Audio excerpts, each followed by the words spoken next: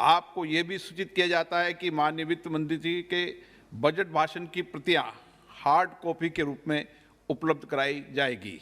अतः बजट प्रस्तुत हो जाने के पश्चात सदस्य कृपया बजट भाषण की अपनी अपनी प्रति प्रकाशन फलक से ले सकते हैं। आइटम नंबर 1, माननीय मंत्री महोदय Shrimati Nirmala Sitharaman ji.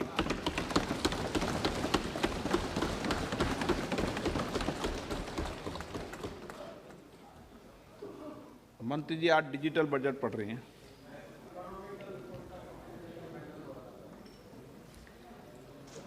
Honorable Speaker,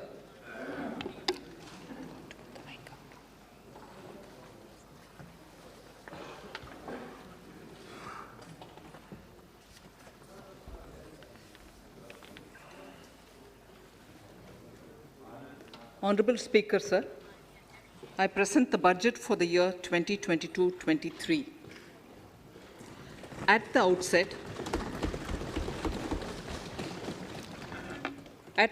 sir, I want to take a moment to express my empathy for those who had to bear adverse health and economic effects of the pandemic. The overall sharp rebound and recovery of the economy is reflective of our country's strong resilience. India's economic growth in the current year is estimated to be 9.2%, highest among all large economies. I recognize we are in the midst of an Omicron wave with high incidence but milder symptoms. Further, the speed and coverage of our vaccination campaign has helped greatly. With an accelerated improvement of health infrastructure in the past 2 years, we are in a strong position to withstand challenges. I am confident that with Sabka Prayas, we will continue our journey with strong growth. Honorable Speaker, we are marking Azadi Ka Amrit Mahotsav and have entered into Amrit Kal, the 25-year-long lead up to India at 100. Honorable Prime Minister, in his Independence Day address, had set out the vision for India at 100. By achieving certain goals during Amrit Kal, our government aims to attain this vision.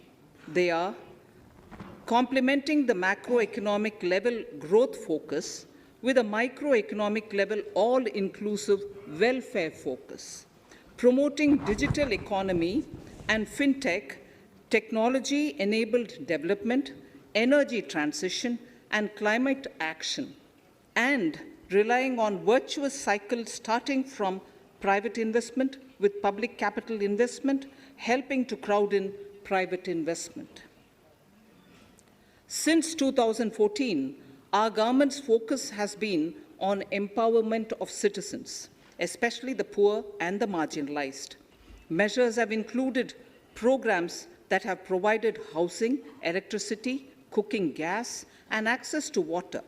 We also have programs for ensuring financial inclusion and direct benefit transfers. We are committed to strengthening the abilities of the poor to tap all opportunities. Our government constantly strives to provide the necessary ecosystem for the middle classes, a vast and wide section which is populated across various middle-income brackets, to make use of the opportunities they so desire.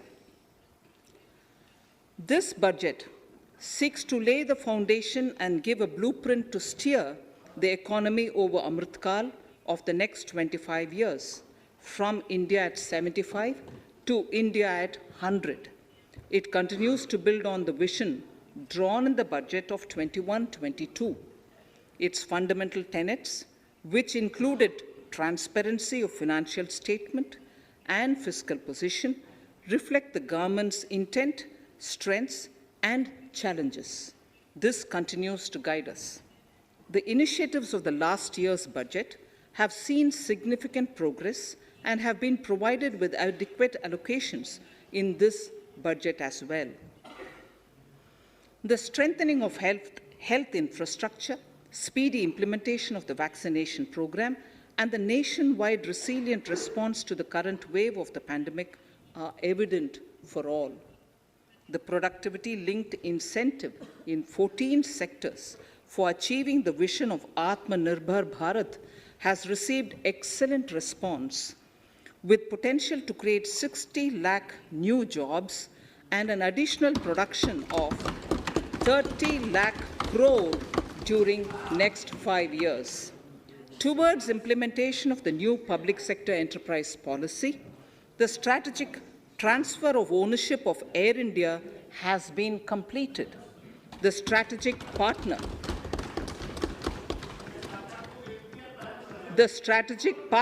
for Neelanchal Ispat Nigam Limited has been selected. The public issue of the LIC is expected shortly. Others too are in the process for 2022-23.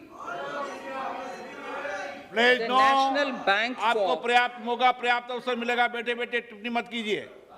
the National Bank for Infrastructure Development and National Asset Reconstruction Company have commenced their activities. Honorable Speaker, sir, Budget 2021-22 had provided a sharp increase in provision for public investment or capital expenditure. Throughout the year, with the Honorable Prime Minister guiding the implementation, our economic recovery is continuing to benefit from the multiplier effect. This budget continues to provide impetus for growth. It lays a parallel track of 1. A blueprint for the Amrit Kal, which is futuristic and inclusive. This will directly benefit our youth, women, farmers, the scheduled castes, and the scheduled tribes. And number 2, big public investment. Number 2, big public investment for modern infrastructure, readying for India at 100. This shall be guided by PM Gati Shakti and be benefited by the synergy of multimodal approach. Moving forward on this parallel track, we lay the following 4 priorities: PM Gati Shakti, inclusive development, productivity enhancement and investment, sunrise opportunities, energy transition, and climate action, and 4, financing of investments.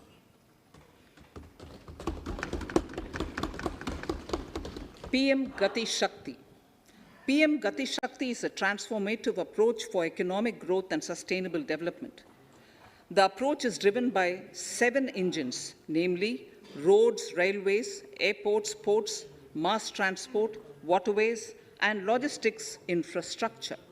All 7 engines will pull forward the economy in unison. These engines are supported by the complementary roles of energy transmission, IT communication, bulk water and sewerage, and social infrastructure.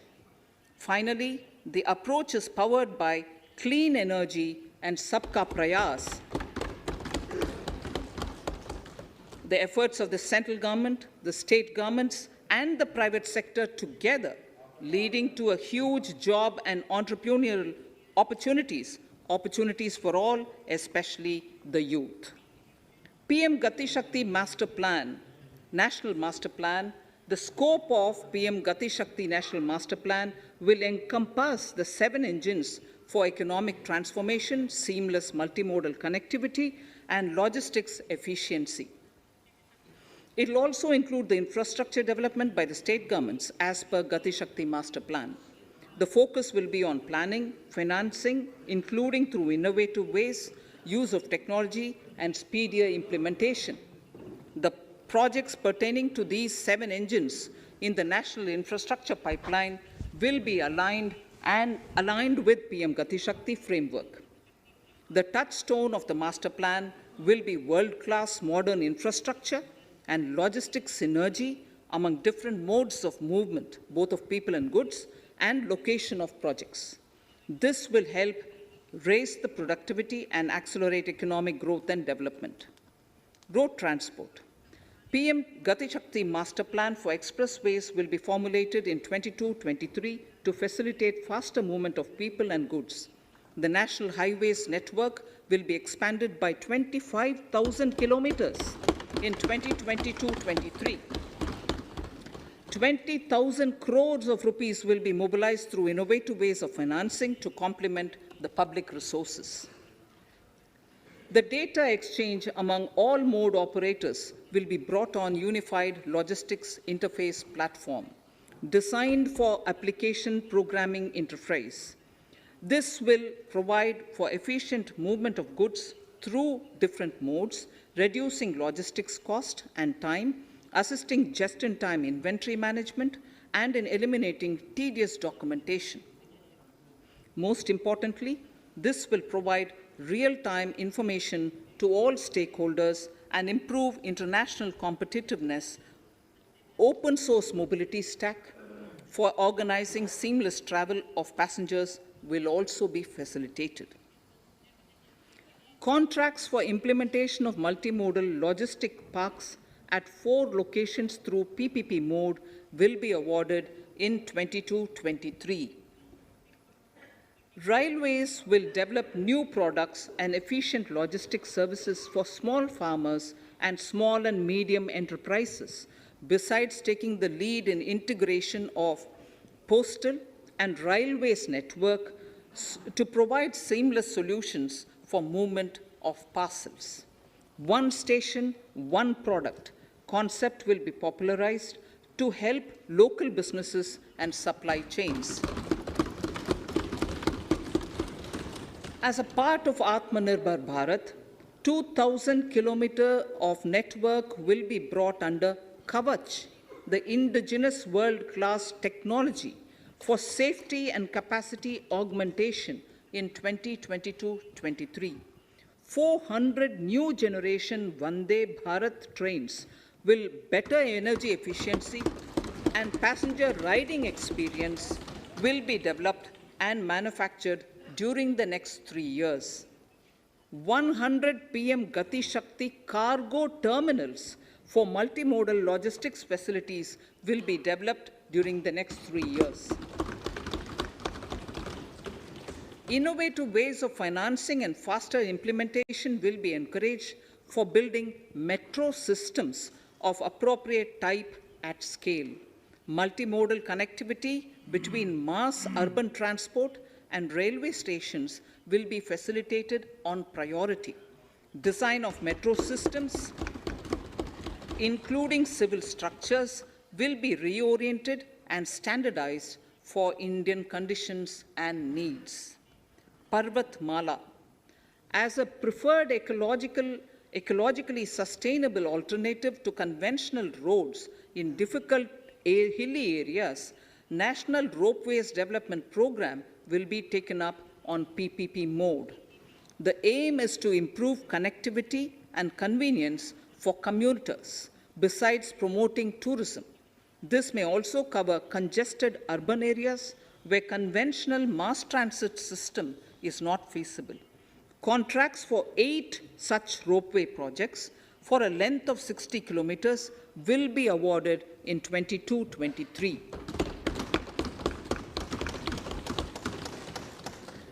With technical support from the Capacity Building Commission, central ministries, state governments, and their infra agencies will have their skills upgraded. This will ramp up capacity in planning, design, financing, including innovative ways, and implementation management of the PM Gati Shakti infrastructure projects. Inclusive development, our second priority. Agriculture.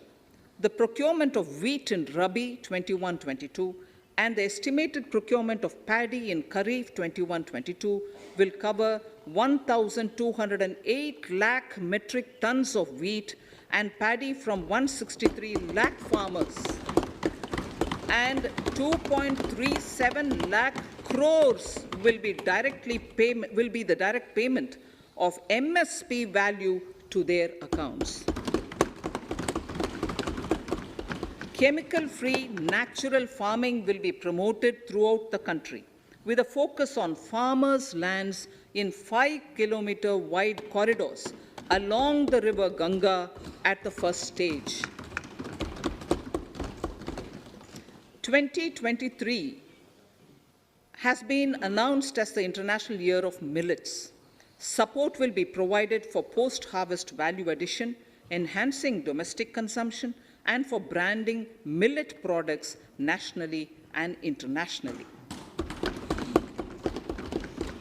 To reduce our dependence on import of oil seeds, a rationalized and comprehensive scheme to increase domestic production of oil seeds will be implemented. For delivery of digital and high-tech services to farmers, with involvement of public sector research and extension institutions, along with private agri-tech players and stakeholders of agri-value chains, a scheme in PPP mode will be launched.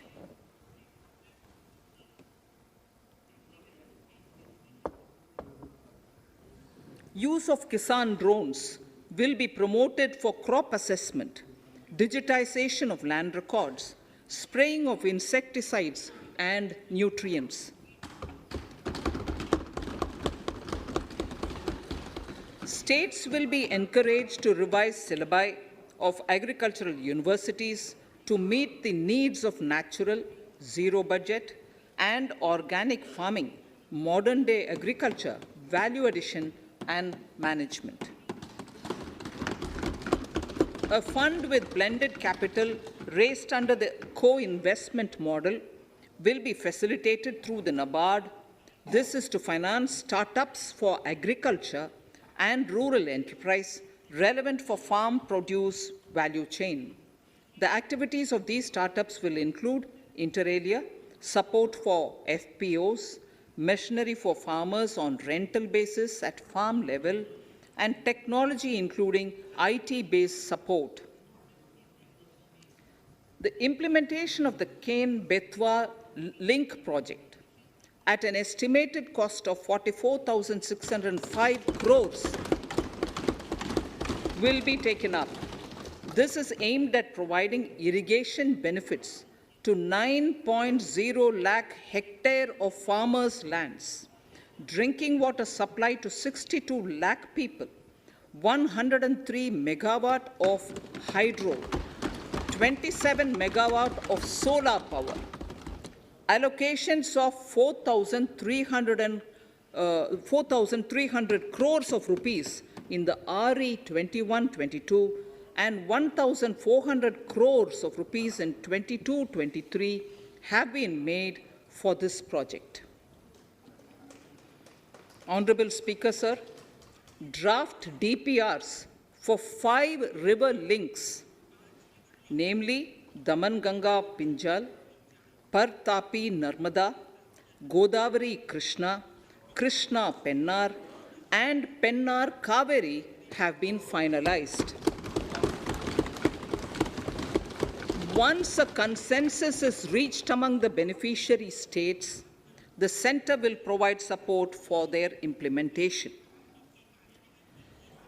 For farmers to adopt suitable varieties of fruits and vegetables and to use appropriate production and harvesting techniques, our government will provide a comprehensive package with participation of state governments. MSMEs, Udyam, eShram, NCS, and ASEEM portals will be interlinked. Their scope will be widened. They will now perform as portals with live organic databases, providing G2C, B2C, and B2B services. These services will relate to credit facilitation, skilling, and recruitment with an aim to further formalize the economy and enhance entrepreneurial opportunities for all. Emergency Credit Line Guarantee Scheme has provided the much-needed additional credit to more than 130 lakh MSMEs. This has helped them mitigate the adverse impact of the pandemic. The hospitality and related services, especially those by micro and small enterprises, are yet to regain their pre-pandemic level of business. Considering these aspects, the ECLGS will be extended up to March 2023, and its guarantee cover will be expanded by 50,000 crores of rupees to total cover of 5 lakh crores.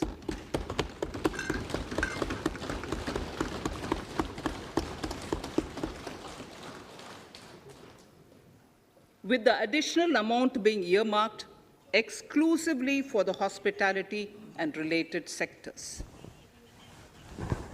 Credit Guarantee Trust for Micro and Small Enterprises, CGT-MSE, scheme will be revamped with required infusion of funds.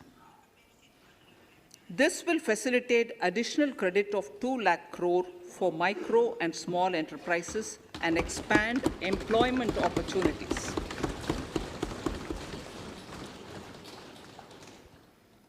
Raising and accelerating MSME performance RAMP program with outlay of 6,000 crore over 5 years will be rolled out. This will help MSME sector become more resilient, competitive, and efficient.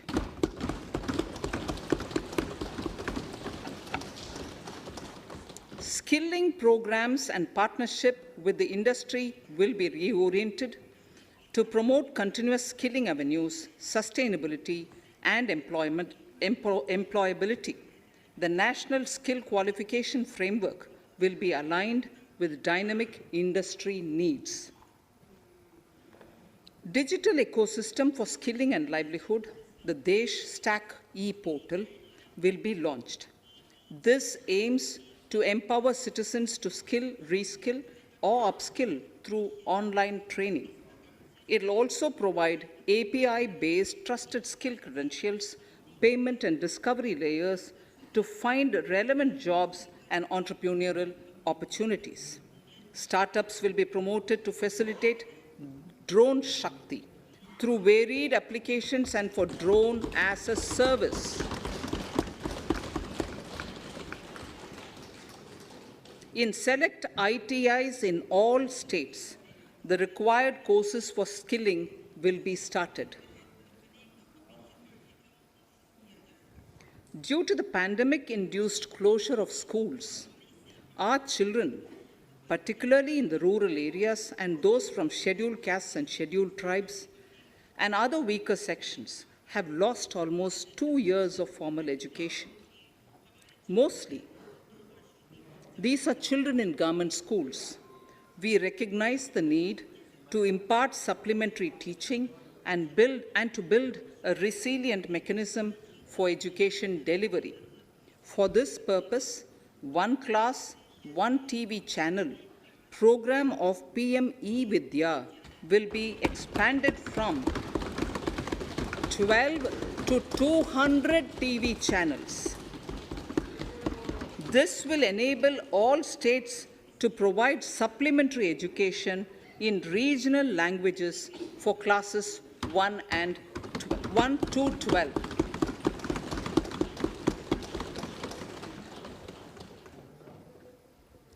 High-quality e-content in all spoken languages will be developed for delivery via internet, mobile phones, TV, and through radio and digital teachers.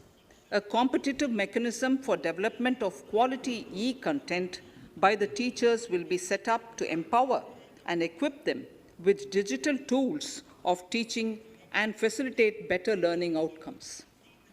A digital university will be established to provide access to students across the country for world-class quality universal education with personalized learning experience at their doorsteps.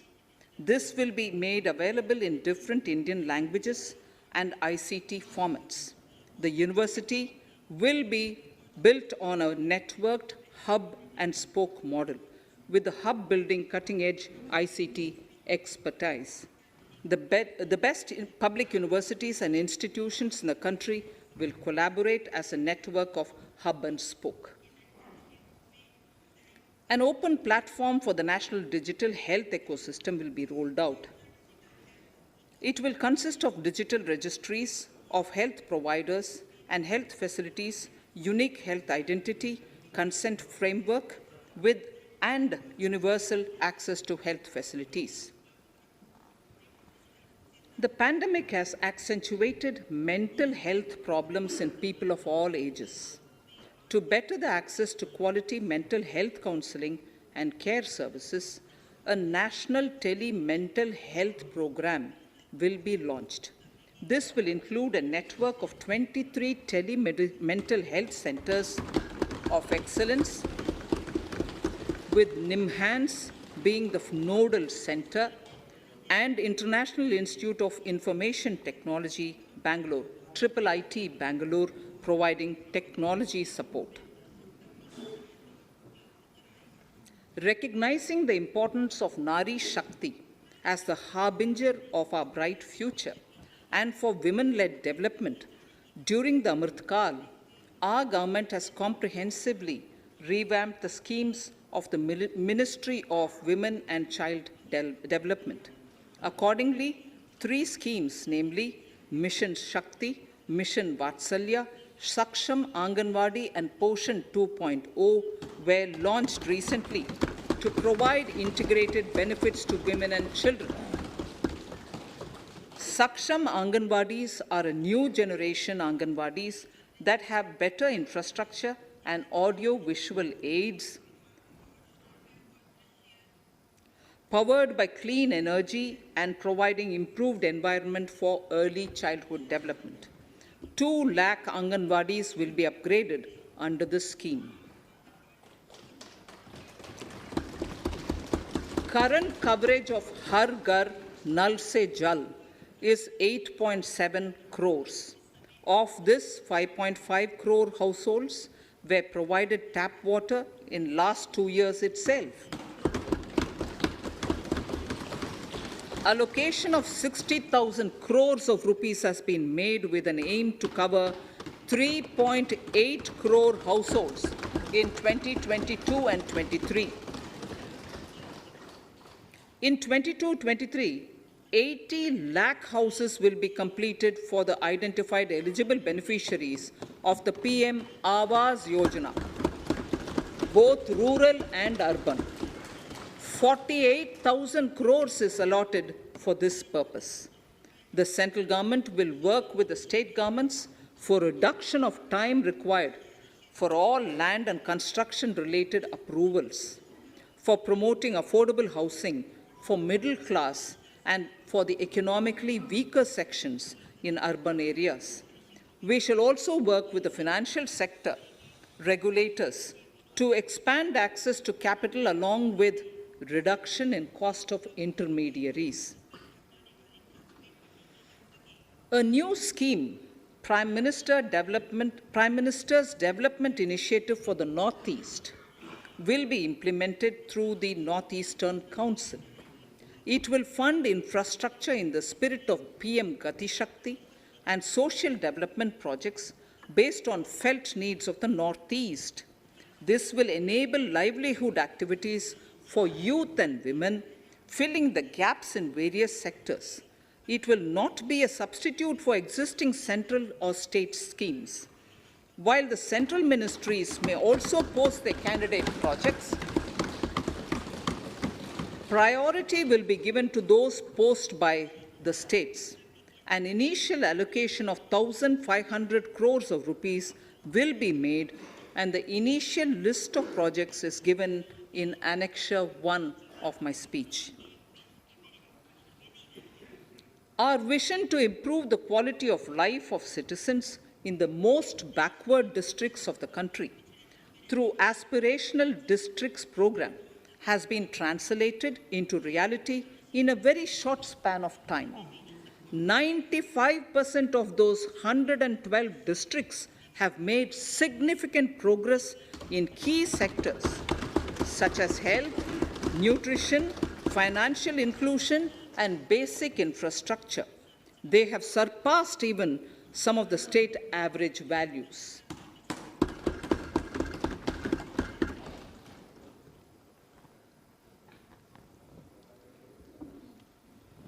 However, in those districts, some blocks continue to lag. In 22-23, the program will focus on such blocks in those districts. Border villages with sparse population, limited connectivity, and infrastructure often get left out from the development gains. Such villages on the northern border will be covered under a new Vibrant Villages program. The activities will include construction of village infrastructure, housing, tourist centers, road connectivity, provisioning of decentralized renewable energy, direct-to-home access for Doordarshan and educational channels, and support for their livelihood generation. Additional funding for these activities will be provided. Existing schemes will be converged. We will define their outcomes and monitor them on a constant basis. In 2022, 100% of 1.5 lakh post offices will come on the core banking system, enabling financial inclusion and accessing ATMs, and also provide online transfer of funds between post office accounts and bank accounts. This will be helpful, especially for farmers and senior citizens in rural areas, enabling interoperability and financial inclusion. Honorable Speaker, sir, in recent years, digital banking, digital payments, and fintech innovations have grown at a rapid pace in the country. Government is continuously encouraging these sectors to ensure that the benefits of digital banking reach every nook and corner of the country in a consumer-friendly manner. Taking forward this agenda and to mark 75 years of our independence, it is proposed to set up 75 digital banking units in 75 districts of the country by scheduled commercial banks. The financial support for digital payment ecosystem announced in the previous budget will continue in 22-23 as well. This will encourage further adoption of digital payments. There will also be a focus to promote use of payment platforms that are economical and user-friendly. Sir, I move to the next priority. In recent years, over 25,000 compliances were reduced and nearly 1,500 union laws were repealed. This is the result of our government's strong commitment for minimum government and maximum governance. 1,486 union laws were repealed. Our trust in the public and ease of doing business is what is highlighted here, sir. For the Amrit Kal, the next phase of ease of doing business 2.0 and ease of living will be launched. In our endeavor to improve productive efficiency of capital and human resources, we will follow the idea of trust-based governance. The new phase will be guided by an active involvement of the states, digitization of manual processes and interventions, integration of the central and state level systems through IT bridges, a single point access for all citizen-centric services, and standardization and removal of overlapping compliances. Crowdsourcing of suggestions and ground-level assessment of the impact with active involvement of citizens and businesses will be encouraged. A single window portal, Parivesh, for all green clearances was launched in 2018. It has been instrumental in reducing the time required for approvals significantly. The scope of this portal will be expanded to provide information to the applicants based on location of units. Information about specific approvals will be provided. It will enable application for all 4 approvals through a single form and tracking of the process through Centralized Processing Center Green, CPC Green. E-passports. The issuance of e-passports using embedded chip and futuristic technology will be rolled out in 22-23 to enhance the convenience for the citizens in their overseas travel. By the time of India at 100, nearly half our population is likely to be living in urban areas. To prepare for this, orderly urban development is of critical importance. This will help realize the country's economic potential, including livelihood opportunities for the demographic dividend. For this, on the one hand, we need to nurture the megacities and their hinterlands to become current centers of economic growth. On the other, we need to facilitate Tier 2 and Tier 3 cities to take on the mantle in the future. This would require us to reimagine our cities into centers of sustainable living with opportunities for all, including women and our youth. For this to happen, urban planning cannot continue with a business-as-usual approach. We plan to steer a paradigm change. A high-level committee of reputed urban planners, urban economists, and institutions will be formed to make recommendations on urban sector policies, capacity building, planning, implementation, and governance. For urban capacity building, support will be provided to the states. Modernization of building bylaws, town planning schemes, transit-oriented development will be implemented. This will facilitate reforms for people to live and work closer to the mass transit systems. The central government's financial support for mass transit projects and Amrit scheme will be leveraged for formulation of action plans and their implementation for facilitating the TOD and TPS by the states. For developing India-specific knowledge in urban planning and design, and to deliver certified training in these areas, up to 5 existing academic institutions in different regions will be designated as centers of excellence. These centers will be provided endowment fund of 250 crore each. In addition, the AICTE will take the lead to improve syllabi, quality and access of urban planning courses in other institutions. We will promote a shift to use of public transport in urban areas.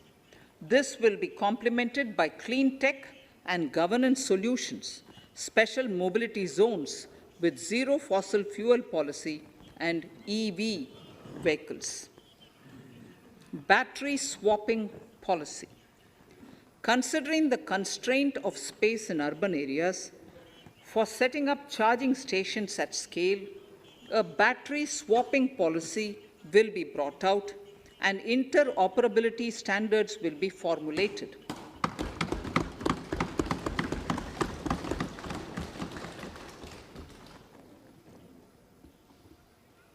The private sector will be encouraged to develop sustainable and innovative business models for battery or energy as a service. This will improve efficiency in the EV ecosystem. Efficient use of land resources is a strong imperative. States will be encouraged to adopt unique land parcel identification number to facilitate IT-based management of records. The facility for transliteration of land records across any of the Schedule 8 languages will also be rolled out. The adoption of linkage with National Generic Document Registration System, NGDRS, with the One Nation, One Registration software will be promoted as an option for uniform process of registration and anywhere registration of deeds and documents. Necessary amendments in the code IBC will be carried out to enhance the efficiency of the resolution process and facilitate cross-border insolvency resolution. Accelerated corporate exit. Several IT-based systems have been established for accelerated registration of new companies. Now the Center for Processing Accelerated Corporate Exit, CPACE, will process re-engineering, will be established to facilitate and speed up the voluntary winding up of these companies from the currently required 2 years to less than 6 months. Government procurement. Government rules have recently been modernized for the needs of Amritkal. The new rules have benefited from the inputs from various stakeholders. The modernized rules allow use of transparent quality criteria besides cost and evaluation of complex tenders. Provisions have been made for payment of 75% of running bills mandatorily within 10 days and for encouraging settlements of disputes through conciliation. As a further step to enhance transparency and to reduce delays in payments, a completely paperless, end-to-end online e-bill system will be launched for use by all central ministries for their procurements. The system will enable the suppliers and contractors to submit online their digitally signed bills and claims and track their status from anywhere. To reduce indirect cost for suppliers and work contractors, the use of surety bonds as a substitute for bank guarantee will be made acceptable in government procurements. Business such as gold imports may also find this useful. IRDAI, insurance regulator, has given the framework for issue of surety bonds by insurance companies. AVGC Promotion Task Force. The animation, visual effects, gaming, and comic, the AVGC sector, offers immense potential to employ youth. An AVGC Promotion Task Force with all stakeholders will be set up to recommend ways to realize this and build domestic capacity for serving our markets and the global demand. Telecom sector. Telecommunications in general and 5G technology in particular can enable growth and offer job opportunities. Required spectrum auctions will be conducted in 2022 to facilitate rollout of 5G's mobile services within 2022-23 by private telecom providers. A scheme for design-led manufacturing will be launched to build a strong ecosystem for 5G as part of the production-linked incentive scheme. To enable affordable broadband and mobile service proliferation in rural and remote areas, 5% of annual collections under the Universal Service Obligation Fund will be allocated. This will promote R&D and commercialization of technologies and solutions. Our vision is that all villages and their residents should have the same access to e-services, communication facilities, and digital resources as urban areas and their residents. The contracts for laying optical fiber in all villages, including remote areas, will be awarded under the BharatNet project through PPP in 22 and 23. Completion is expected in 2025. Measures will be taken to enable better and more efficient use of the optical fiber. Export promotion.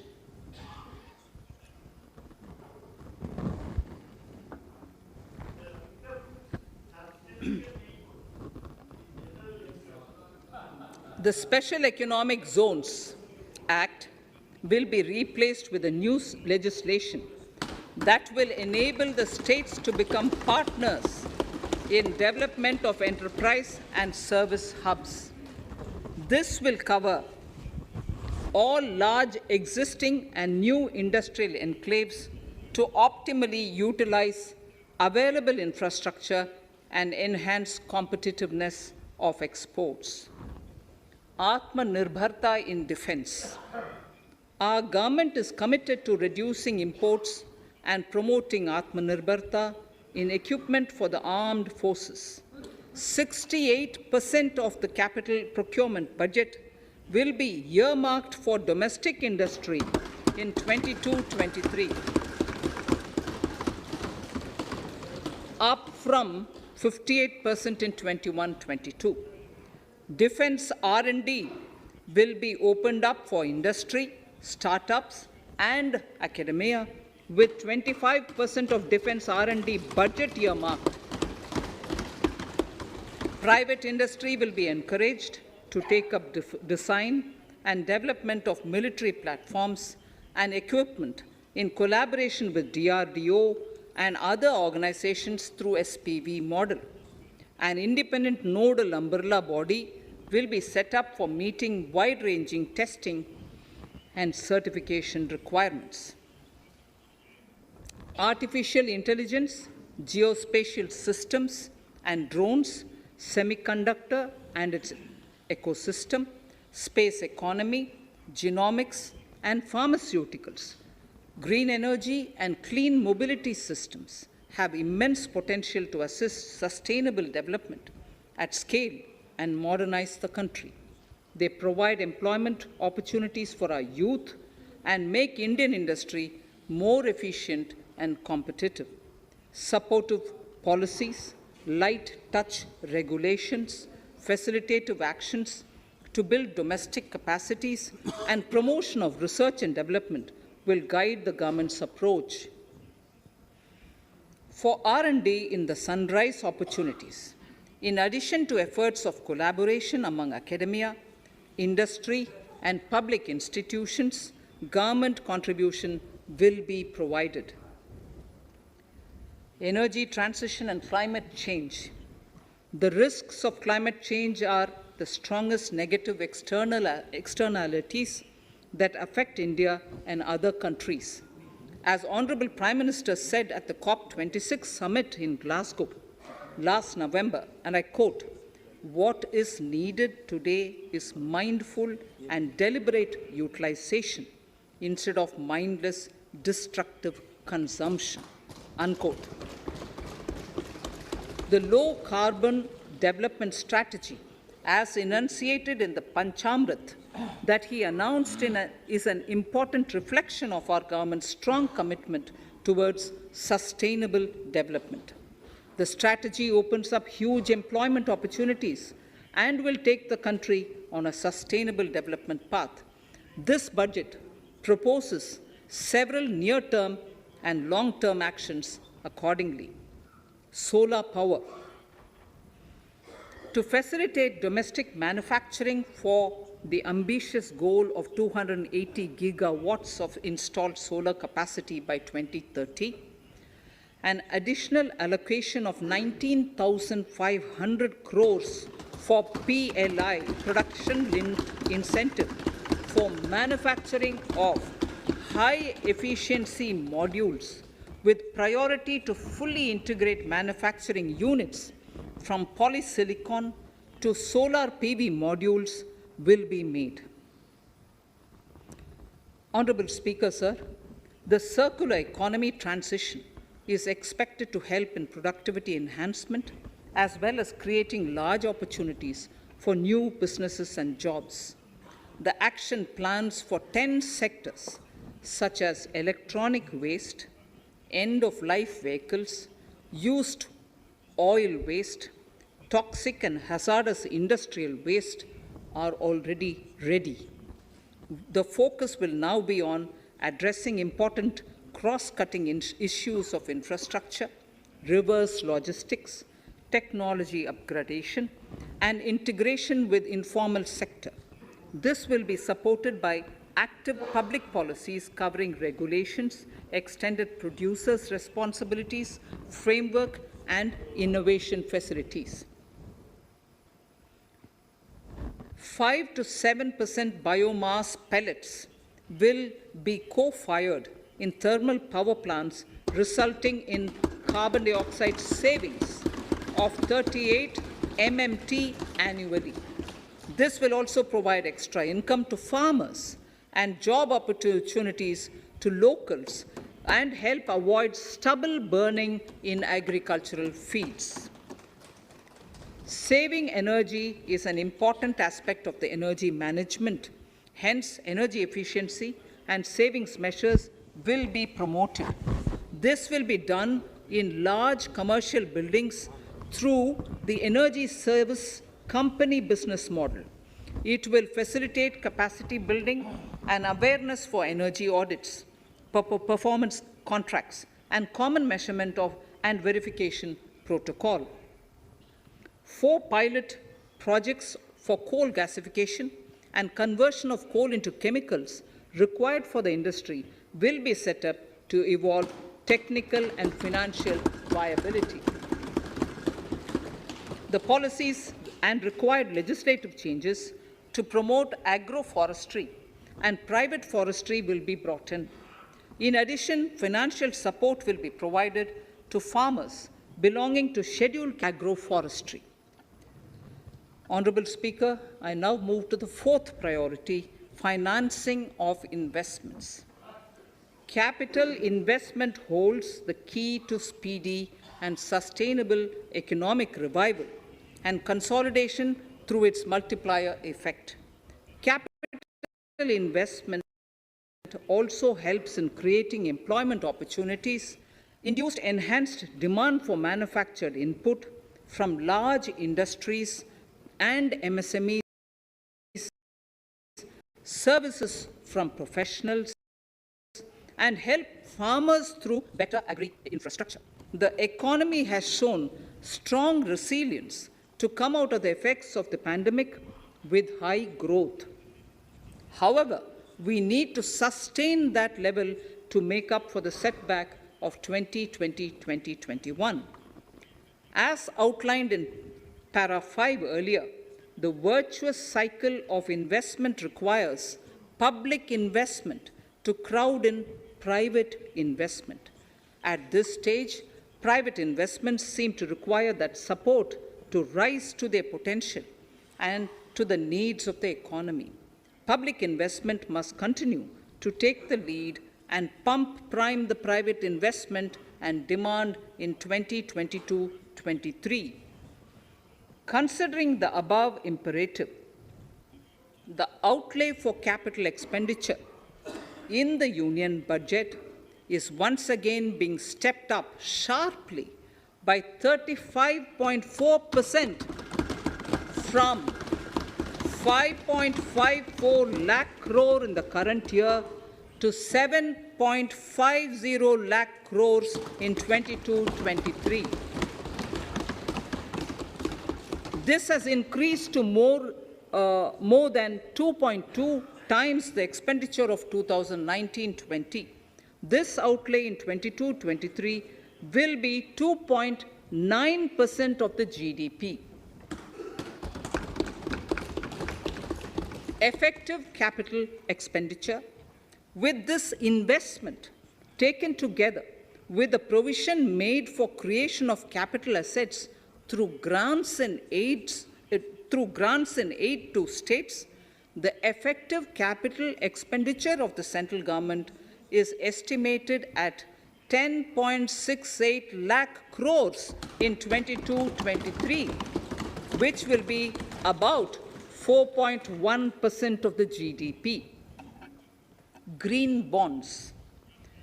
As a part of the government's overall market borrowings in 22-23, sovereign green bonds will be issued for mobilizing resources for green infrastructure.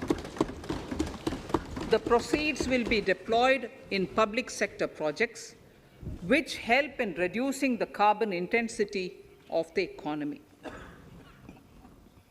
Gift IFSC. World-class foreign universities and institutions will be allowed in the gift city to offer courses in the financial management, fintech, science, technology, engineering, and mathematics free from domestic regulations, except those by the IFSCA to facilitate availability of high-end human resources for financial services and technology. An international arbitration center will be set up in the gift city for timely settlement of disputes under international jurisprudence. Services for global capital for sustainable and climate finance in the country will be facilitated in the gift city. Infrastructure status. Data centers and energy storage systems, including dense charging infrastructure and grid-scale battery systems, will be included in the harmonized list of infrastructure. This will facilitate credit availability for digital infrastructure and clean energy storage. Venture capital and private equity invested more than 5.5 lakh crores last year, facilitating one of the largest startup growth system. Scaling up this investment requires a holistic examination of regulatory and other frictions. An expert committee will be set up to examine and suggest appropriate measures. Government-backed funds, NIIF and SIDBI, Fund of Funds, have provided scale capital, creating a multiplier effect. For encouraging important sunrise sectors such as climate action, deep tech, digital economy, pharma, and agri-tech, the government will promote these thematic funds for blended finance, with the government share being limited to 20% and the funds being managed by private fund managers. For financing the infrastructure needs, the stepping up of public investment will need to be complemented by private capital at a significant scale. Measures will be taken to enhance financial viability of projects, including PPP, with technical and knowledge assistance from multilateral agencies. Enhancing financial viability shall also be obtained by adopting global best practices, innovative ways of financing, and balanced risk allocation. Digital rupee.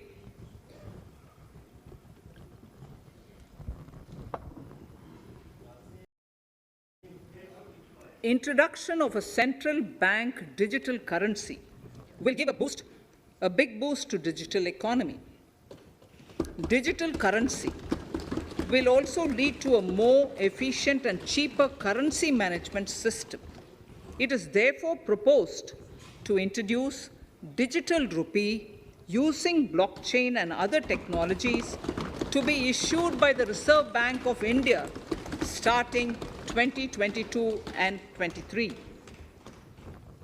Financial assistance to states for capital investment. Reflecting the true spirit of cooperative federalism, the central government is committed to bolstering the hands of the states in enhancing their capital investment towards creating productive assets and generating remunerative employment. The scheme for financial assistance to states for capital investment has been extremely well received by the states. In deference to the requests received during my meeting with the chief ministers and state finance ministers, the outlay for this scheme is being enhanced from 10,000 crores in the budget estimates to 15,000 crores in the revised estimates for the current year.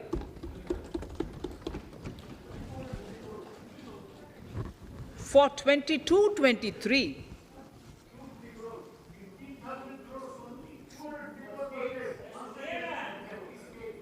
I'll repeat that sentence for the benefit of many of our honorable members.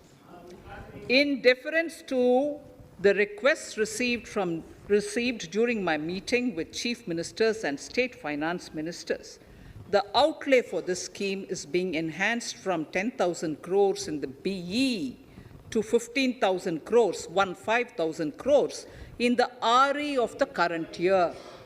For 22-23, the allocation is 1 lakh crores to assist the states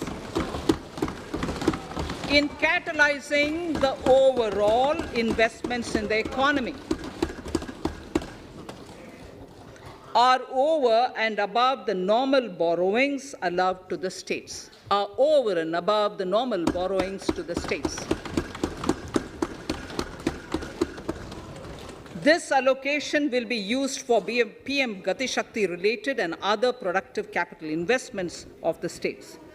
It will also include components for supplemental funding for priority segments of PM Gram Sadak Yojana, including support for the state share, digitization of the economy, including digital payments and completion of OFC network, and reforms related to building bylaws, town planning schemes, transit-oriented development, and transferable development rights.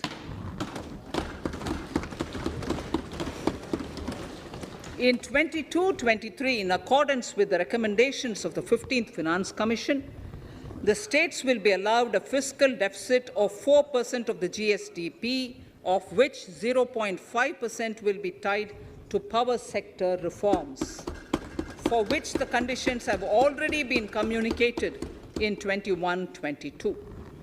Fiscal management. As against a total expenditure of 34.83 lakh crores of rupees projected in the BE 21-22, the revised estimate is 37.70 lakh crores.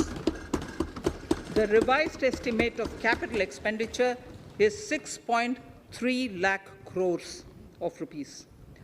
This includes an amount of 51,971 crores towards settlement of outstanding guaranteed liabilities of Air India and its other sundry commitments.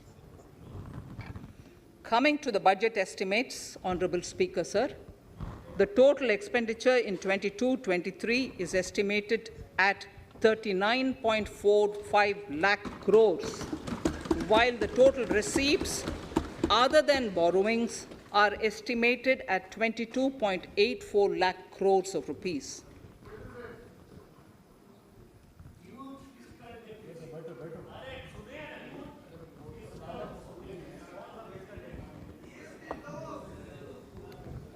The revised fiscal deficit, Honorable Speaker, in the current year is estimated at 6.9% of the GDP, as against 6.8% projected in the budget estimates.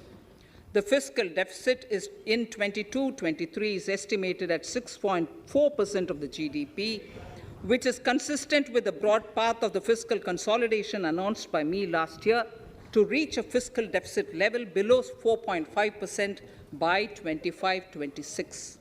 While setting the fiscal deficit level in 22-23, I am conscious of the need to nurture growth through public investment to become stronger and sustainable.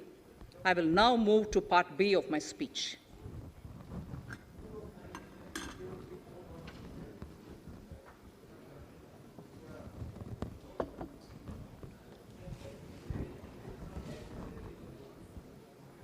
Direct tax. Honorable Speaker, sir, I take this opportunity to thank all the taxpayers of our country who have contributed immensely and strengthened the hands of the government in helping their fellow citizens in this hour of need. So I have brought in a little verse from the Mahabharata. I won't spend more time reading because I would like the speech to get enough time. However, the substance of it is the king must make arrangements for yoga kshema, which is the welfare of the populace, by way of abandoning any laxity and by governing the state in line with dharma, along with collecting taxes which are in consonance with dharma. This is Mahabharata Shanti Parva Adhyaya, Shloka 11 from 72. Drawing wisdom from our ancient texts, we continue on the path to progress. The proposals in this budget, while continuing with our declared policy of stable and predictable tax regime, intend to bring more reforms that will take ahead our vision to establish a trustworthy tax regime. This will further simplify the tax system, promote voluntary compliance by taxpayers, and reduce litigation. Introducing new updated return. India is growing at an accelerated pace and people are undertaking multiple financial transactions. The Income Tax Department has established a robust framework of reporting of taxpayers' transactions. In this context, some taxpayers may realize that they have committed omissions or mistakes in correctly estimating their income for tax payment. To provide an opportunity to correct such errors, I am proposing a new provision permitting taxpayers to file an updated return on payment of additional tax. This updated return can be filed within 2 years from the end of the relevant assessment year.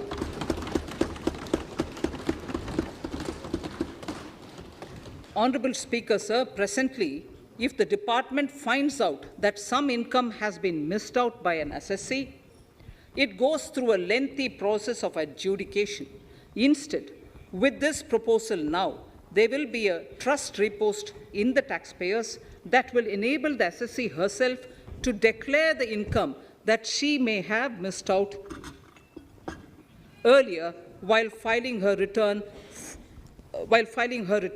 Full details of the proposal are given in the finance bill.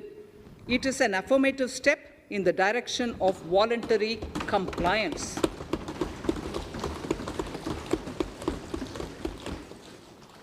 Reduced alternative minimum tax rate and surcharge for cooperatives.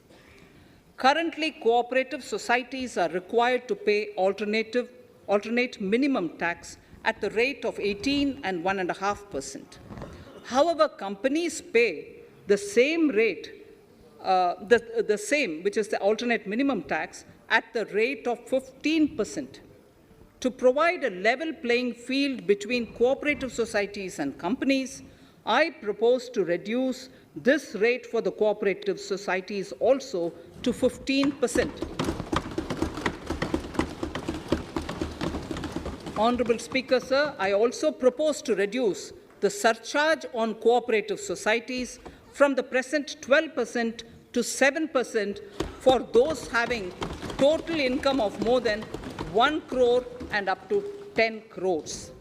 This would help in enhancing income of cooperative societies and its members who are mostly from the rural and from farming communities.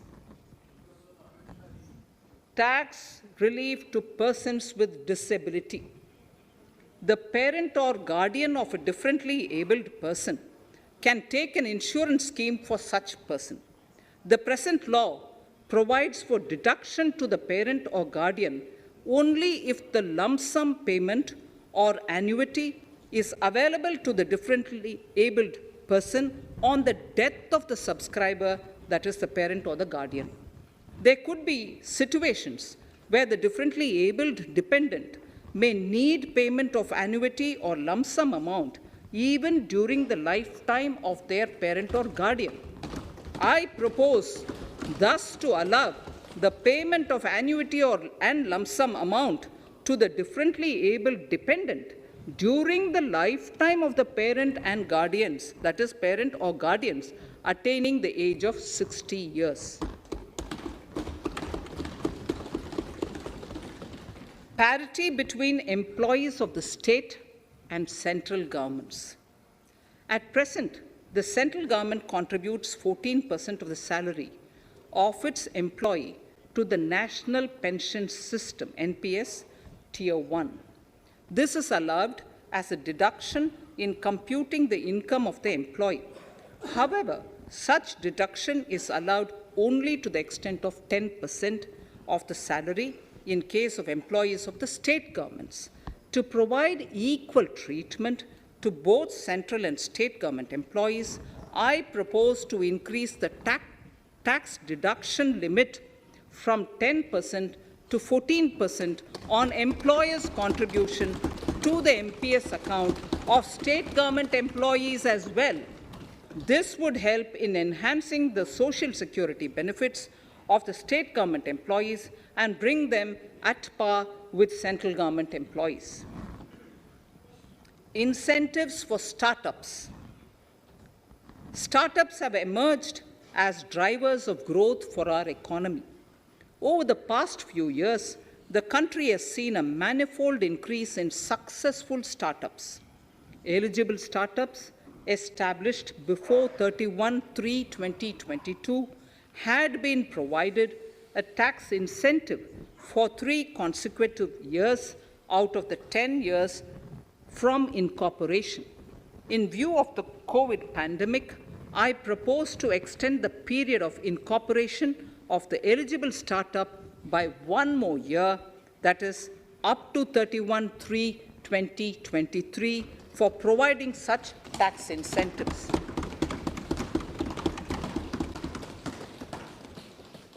Incentives for newly incorporated manufacturing entities under concessional tax regime. In an effort to establish a global competitive business environment for certain domestic companies, a concessional tax regime of 15% was introduced by our government for newly incorporated domestic manufacturing companies. I propose to extend the last date for commencement of manufacturing or production under Section 115B(ab) by 1 more year, that is from 31st March 2023 to 31st March 2024.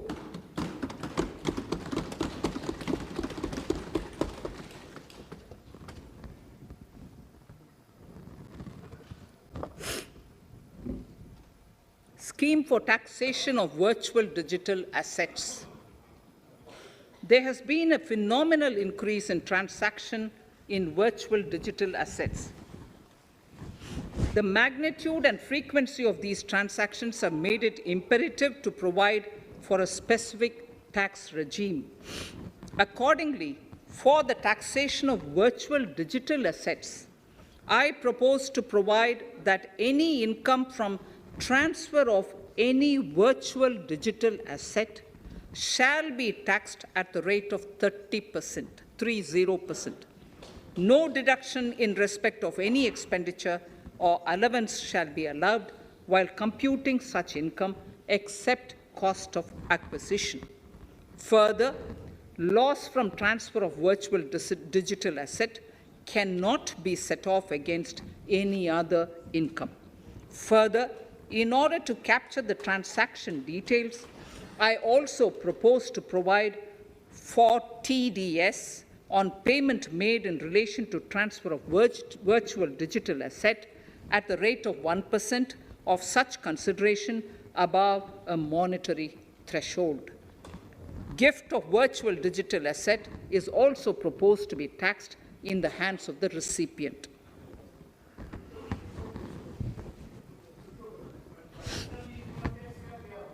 Litigation management to avoid repetitive appeals by the department. It has been observed that a lot of time and resources are consumed in filing of appeals which involve identical issues. Taking forward our policy of sound litigation management, I propose to provide that if a question of law in the case of an assessee is identical to a question of law which is pending in the appeal before a jurisdictional high court or Supreme Court. In any case, the filing of further appeal in the case of this assessee by the department shall be deferred till such a question of law is decided by the jurisdictional high court or the Supreme Court. This will greatly help in reducing the repeated litigation between taxpayer and the department. Taking forward our efforts to further promote the IFSC, I hereby propose to provide that income of a non-resident from offshore derivative instruments or over-the-counter derivatives issued by an offshore banking unit, income from royalty and interest on account of lease of ship, and income received from portfolio management services in IFSC shall be exempt from tax subject to specified conditions. Rationalization of surcharge. In the globalized business world, there are several work contracts whose terms and conditions mandatorily require formation of a consortium. The members in the consortium are generally companies. In such cases, the income of these AOPs has to suffer a graded surcharge up to 37%, which is a lot more than surcharge on the individual companies. Accordingly, I propose to cap the surcharge of these AOPs at 15%, 15%. Further, the long-term capital gains on listed equity shares, units, etc., are liable to maximum surcharge of 15%, while other long-term capital gains are subjected to a graded surcharge, which goes up to 37%. I propose to cap the surcharge on long-term capital gains arising on transfer of any type of assets at 15%. This step will give a boost to startup community, and along with my proposal on the extended tax benefits to manufacturing companies and startups, reaffirms our commitment to Atmanirbhar Bharat.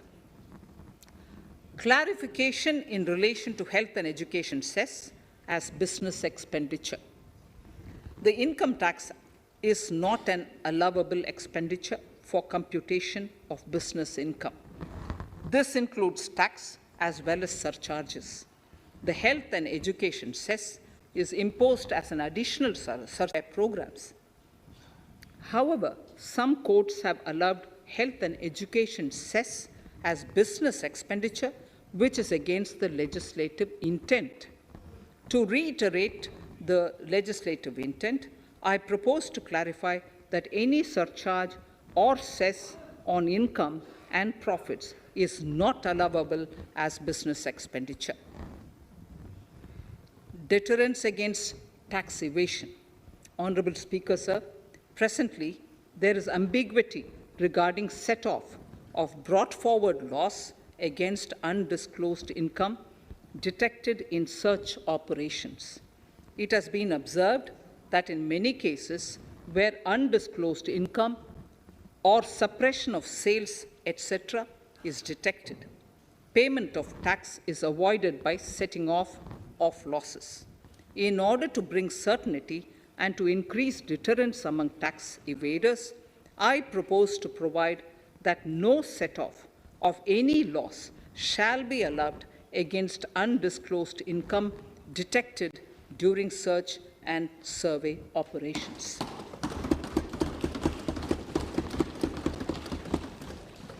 It has been noticed that as a business promotion strategy, there is a tendency on businesses to pass on benefits to their agents. Such benefits are taxable in the hands of the agents. In order to track such transactions, I propose to provide for tax deduction by the person giving benefits if the aggregate value of such benefits exceeds 20,000 rupees during the financial year. A few other changes are being made, the details of which are there in the finance bill. Indirect taxes. So, remarkable progress in GST. GST has been a landmark reform of independent India showcasing the spirit of cooperative federalism. While aspirations were high, there were huge challenges too. These challenges were overcome deftly and painstakingly under the guidance and the oversight of the GST Council. We can now take pride in a fully IT-driven and progressive GST regime that has fulfilled the cherished dream of India as one market, one tax. There are still some challenges remaining, and we aspire to meet them in the coming year. The right balance between facilitation and enforcement has engendered significantly better compliance, and enforcement has engendered better compliance. GST revenues are buoyant despite the pandemic. I would bring in something which I've got to know this morning, not part of my speech, but worth putting in here for the knowledge of the Honourable House. I would like to bring to the notice of this House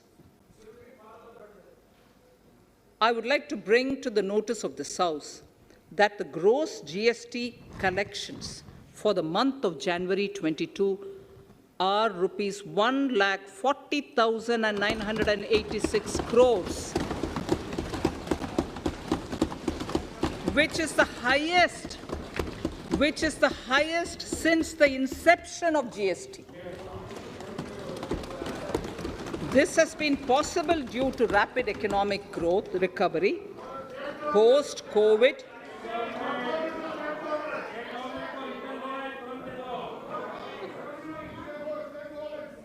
This has been possible due to the rapid economic recovery post-COVID, as well as various policy and administration undertaken by central and state tax administrations. Taxpayers deserve applause for this growth. Not only did they adapt to the changes, but enthusiastically contributed to the cost of paying taxes. Special economic zones. In part A of my speech, I have referred to the proposed reforms in SEZs. Alongside, we will also undertake reforms in customs administration of SEZs, and it shall henceforth be fully IT-driven and function on the customs national portal with a focus on higher facilitation and with only risk-based checks. This will ease doing business by SEZ units considerably. This reform shall be implemented by 30th September 2022. Customs reforms and duty rate changes. Customs administration has reinvented itself over the years through liberalized procedures and infusion of technology. Faceless customs has been fully established. During COVID-19 pandemic, customs formation have done exceptional frontline work against all odds, displaying agility and purpose.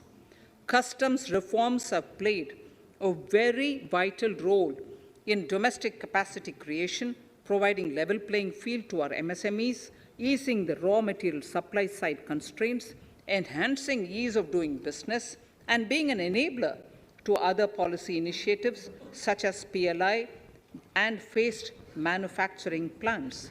My proposal on customs side are aligned to these objectives. Project imports and capital goods, doubling the production of capital goods by 2025. This would create an employment opportunities and result in increased economic activity. However, several duty exemptions, even extending to over 3 decades, in some cases have been granted to capital goods for various sectors like power, fertilizer, textiles, leather footwear, food processing, and fertilizers. These exemptions have hindered the growth of the domestic capital goods sector. Similarly, project import duty concessions have also deprived the local producers of a level playing field in areas like coal mining projects, power generation, transmission, or distribution projects, railway and metro projects. Our experience suggests that reasonable tariffs are conducive to the growth of domestic industry and make in India without significantly impacting the cost of essential imports. Accordingly, Honourable Speaker, sir, it is proposed to phase out the concessional rates in capital goods and project imports gradually and apply a moderate tariff of 7.5%. Certain exemptions for advanced machineries that are not manufactured within the country shall continue. A few exemptions are being introduced on inputs like specialized castings, ball screw, and linear motion guide to encourage domestic manufacturing of capital goods. In the last two budgets, we have rationalized several customs exemptions. We have once again carried out an extensive consultation, including by crowdsourcing. As a result of these consultations, more than 350 exemption entries are proposed to be gradually phased out. These include exemptions on certain agricultural produce,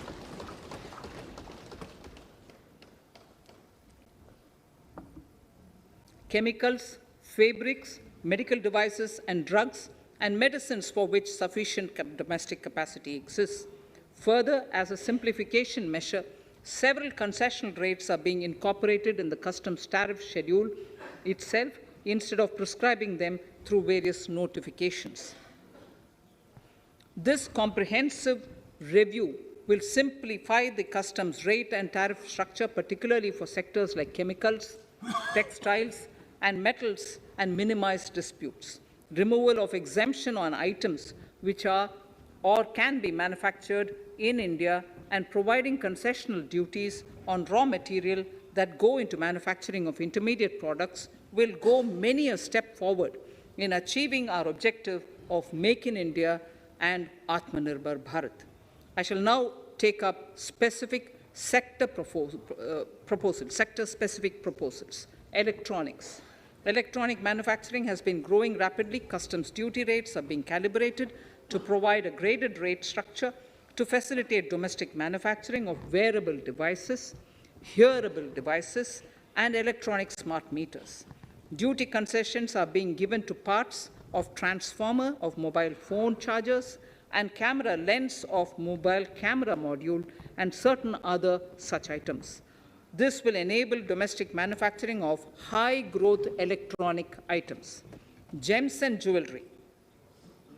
To give a boost to the gems and jewelry sector, customs duty on cut and polished diamonds and gemstones is being reduced to 5%. Simply sawn diamond would attract nil customs duty. To facilitate export of jewelry through e-commerce, a simplified regulatory framework shall be implemented by June this year.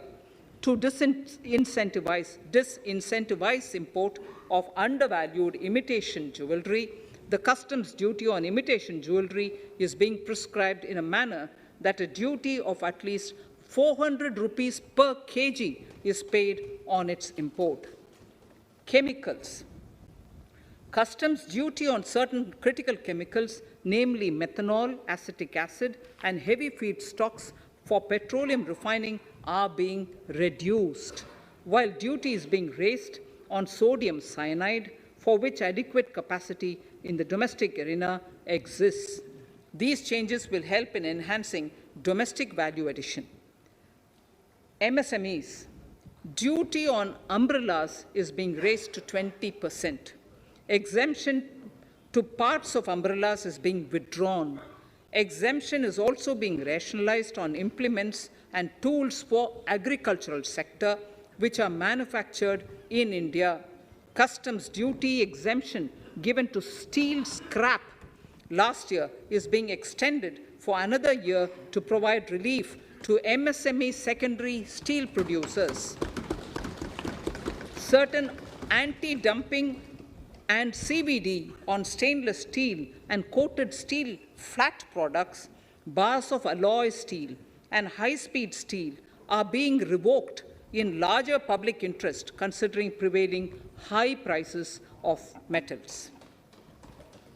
To incentivize exports, exemptions are being provided on items such as embellishment, trimmings, fasteners, buttons, zipper, lining material, specified leather, furniture fittings, and packaging boxes that may be needed by bona fide exporters of handicrafts, textiles, leather garments, leather footwear, and other goods. Honorable Speaker, sir, duty is being reduced on certain inputs required for shrimp aquaculture so as to promote its exports. Tariff measure to encourage blending of fuel. Blending of fuel is a priority for this government. To encourage the efforts for blending of fuel, unblended fuel shall attract an additional differential excise duty of rupees 2 per litre from first day of October 22. A few other changes are being made in duty rates, customs, tariff, and customs law, the details of which are there in the finance bill. Mr. Speaker, sir, with these words, I commend the budget to this august House. Thank you.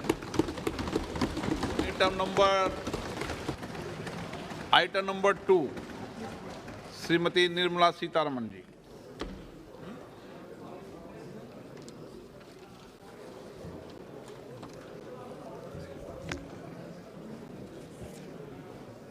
Sir, with your permission, I rise to lay on the table the following statements under Section 3(1) of the Fiscal Responsibility and Budget Management FRBM Act 2003, Medium-Term Fiscal Policy cum Fiscal Policy Strategy Statement and Macroeconomic Framework Statement.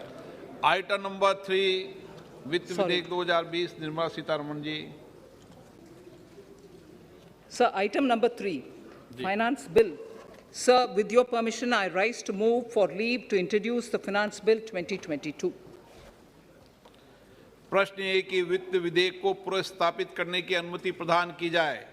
जो सदस्य इसके पक्ष में हाँ गए, जो सदस्य विरोध में ना गए, मेरे विचार में निर्णय हाँ वालों के पक्ष में, हाँ वालों के पक्ष में। माननीय मंत्री जी, वित्त विधेयक को पुनर्स्थापित करें। Sir, I introduce the bill. सभा की कार्रवाई कल बुधवार दिनांक 2 फरवरी 2022 को 4:30 बजे तक के लिए स्थगित की जाती है।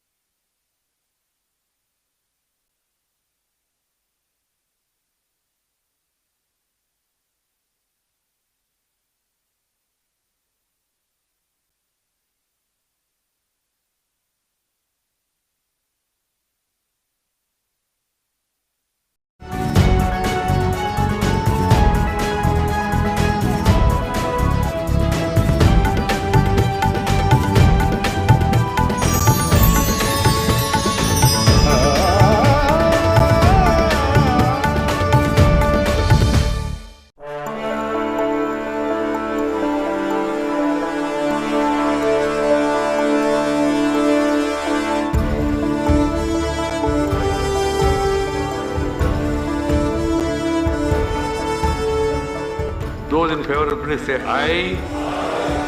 जो सदस्य विरोध में ना गए, I think the ayes have it. हवालों के पक्ष में हुआ। Ayes have it. The bill is passed.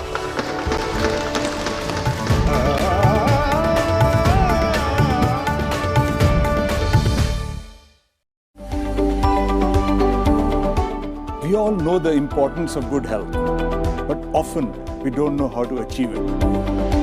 There's plenty of information available, but again, we don't know what is right and what is wrong.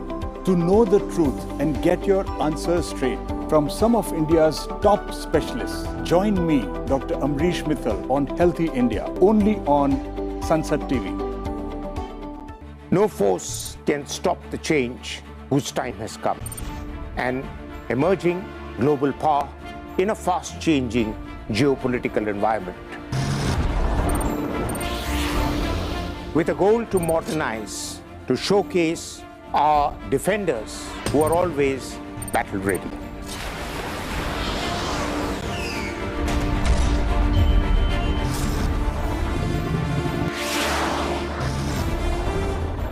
Watch our special presentations featuring India's defense forces and their capabilities in The Defenders, only on Sansad TV.